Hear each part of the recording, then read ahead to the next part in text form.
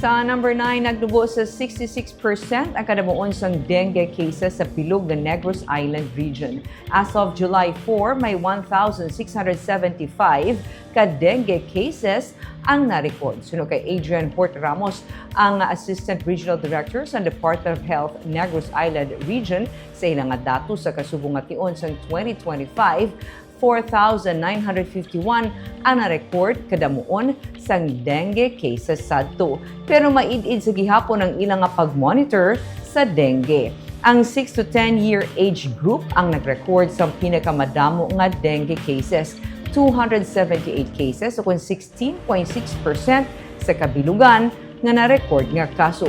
Pinakajutay naman nga naka-record apektado sa dengue ang mga lapsag kag sa mga senior citizen o 60 anyos pasaka. Bahin naman sa clinical classification sa mga kaso, pinakamadamo ang severe dengue, 56.4% o 944 sa mga na-report nga kaso. Mga 0.54% naman ang dengue deaths. Sa 1,675 ka dengue cases, 527 diri o 31.5% ang laboratory confirmed paagi sa NS1 antigen test. Ang nabiling ng mga kaso ay unprobable, suspected o kung discarded cases na sa ulihi, gin-classify bilang negative.